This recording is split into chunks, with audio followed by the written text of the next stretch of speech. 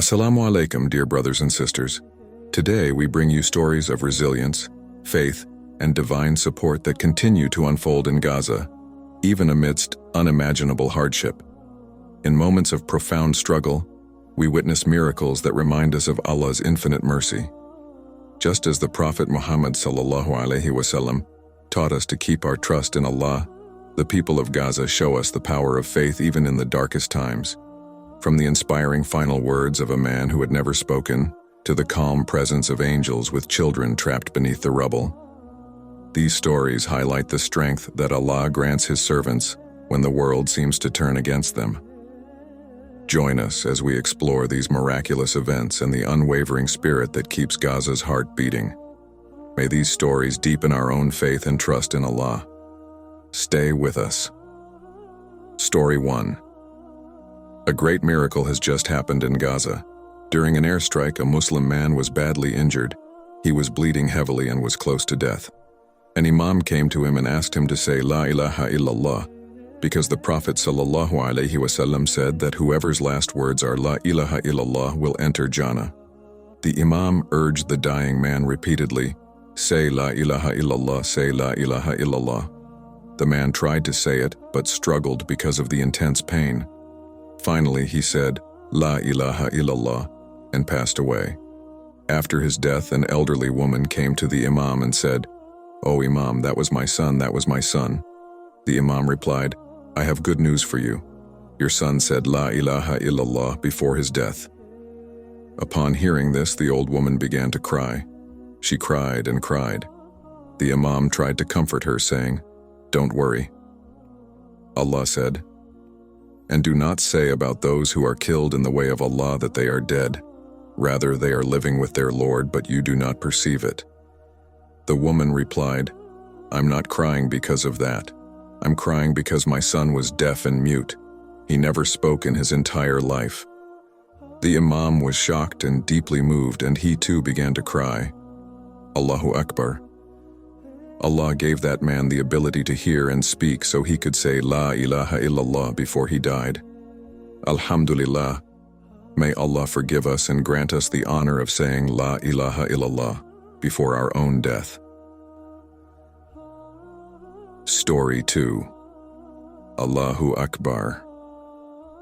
After the bombings in Gaza, as rescuers searched for survivors under the rubble of destroyed buildings, they found a little girl. She was still alive after being trapped under the rubble for hours. Miraculously, she wasn't crying or shaking with fear. Instead, she was calm and even smiling. But what the little girl told the rescuers completely shocked them. She said, "As I was trapped under the rubble, an angel came to me with a bright, shining light. When I heard the rescuers' voices, I poked my head out to see them. Then, as I turned to look for the angel again, he was gone. It took the rescuers 4 hours to pull me out from beneath the rubble, but Allah had sent me an angel. I never saw his face, but I saw a glow, a bright light where his face would be. Alhamdulillah. Allah is sending angels to help the people in Gaza. Many similar stories have been reported across Gaza. Remember, these accounts come from young children. They have no motive to manipulate, no hidden agenda. They simply speak from the heart. Allahu Akbar. Allah has always been with His servants. It is beyond our understanding how Allah subhanahu wa ta'ala gives the people of Gaza courage, even as they endure such suffering. This is a great lesson for us to keep our complete trust and faith in Allah. Remember, Allah will never abandon His servants in times of hardship. Allah is in full control. You are never alone. Allah is always with you. Story 3. Assalamu alaikum, brothers and sisters. I pray you are well. Although the Israeli government has attempted to isolate Gaza from the world by cutting off fuel and electricity, the people of Gaza are still managing to communicate with us, sometimes with minimal internet access and by charging their phones however they can. This is why the world is able to witness the suffering and horrors they are enduring. The world is deeply shaken by the heartbreaking images and videos of young children being pulled from the rubble in the darkness of night. Imagine a 4-year-old child playing with toys when, suddenly, the entire building collapses, leaving him alone in darkness, trapped under the rubble for over 5 hours. How terrifying is that situation even to imagine? Yet surprisingly, some children rescued from beneath the rubble have shared different stories, describing how they never felt truly alone. One little girl, seemingly no older than 6 or 7, says she felt the presence of angels with her while trapped, and because of that she felt no fear. Similar reports surfaced earlier this year during the devastating earthquake in Turkey, which took many lives. Children as young as 3 were pulled from the rubble of buildings, sometimes after nearly 48 hours, emerging with smiles and laughter. When asked how they survived alone for so long, they said they never felt alone. These accounts come from young children, not from manipulative adults, which makes them all the more believable, as young children have no hidden agenda. They are free of bias and speak only from their hearts. It is unlikely that these children would fabricate such stories immediately after being rescued. When we hear such statements from small children, we should reflect that there are things in life beyond our understanding. As humans, we tend to believe only what we can see with our eyes. We can see that these children are enduring immense suffering, and we can feel the pain they must be going through. We don't know how they survived under the vast rubble, alone, hungry, and thirsty, but Allah has always been with His faithful servants. It is beyond our understanding how Allah subhanahu wa ta'ala is giving strength and courage to the people of Gaza in these challenging times. This is why, as Muslims, we should place our trust in Allah and His plans, even when everything appears to be going against us. Part of a believer's faith is to believe in Allah's miracles and to have complete trust in His plans, knowing He will never abandon His servant in times of distress and will surely create a way out of every hardship. The world may stand with the oppressors, but Allah is with the believers. In this way, the oppressors will lose even if they appear to win, and the believers will win even if they lose everything. May Allah bless the people of Palestine. May Allah always be with them. Ameen. Story 4. All praise and thanks belong to Allah. Dr. Ria Awad, a clinical professor of psychiatry at Stanford University School of Medicine, shared the incredible story of Shab, a sister who endured unimaginable tragedy in Gaza. What followed was truly a miracle of Allah. When a bomb struck the building where Shab's family lived, it collapsed on them. She was the only survivor. Her father, mother, husband, children, siblings, nephews, and nieces all tragically lost their lives. When the rescuers pulled Shab out, she was crying intensely.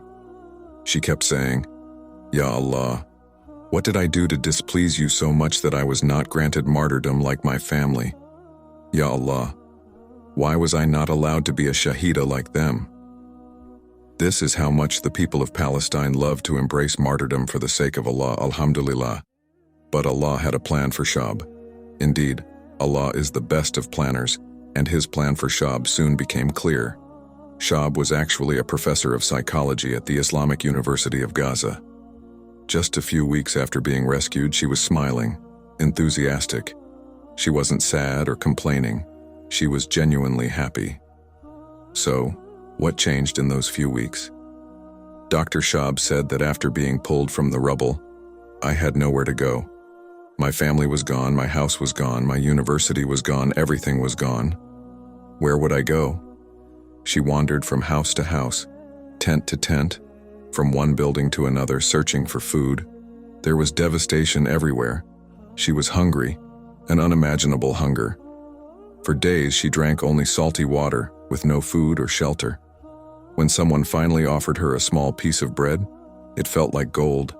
She was so overjoyed that she ate it in tiny bites and took pictures of it. That's how long it had been since she'd touched bread. Dr. Shab continued moving from place to place, until one day she received a call. A humanitarian organization reached out to her, asking her to accompany some injured children to Qatar for medical treatment. "You have no family, and these children are orphans. Please go with them to Qatar and look after them," they said. So, Dr. Shab went to Qatar. One little girl had casts on all 4 of her limbs. Dr. Shab began caring for her, and became like a mother to her. Her background as a psychologist helped as she worked with many orphaned children affected by the war. They were deeply traumatized and needed rehabilitation and support. The most remarkable part of her story is that her area of expertise at the University of Gaza was trauma of war. Subhanallah. Just weeks before, Dr.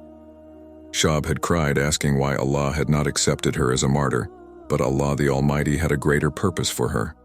Allah kept her alive so that she could provide crucial help to these innocent children who desperately needed her. With her specialty, she was the ideal person for this role. Allah guided every detail of her situation so that she arrived in Qatar exactly as He willed. Allah's plan is indeed perfect, alhamdulillah. We should place our trust in Allah's plan. He knows what is best for us. Let us continue fulfilling our duties and have unwavering faith in Allah. Remember, Allah is watching and He is in total control. Allahu Akbar. Comment Alhamdulillah if you've read this far, and congratulations. From now on, you'll naturally become a priority without needing to seek attention from others. Be sure to subscribe and leave likes to help spread Islam, and never stop seeking Islamic knowledge. May Allah reward you.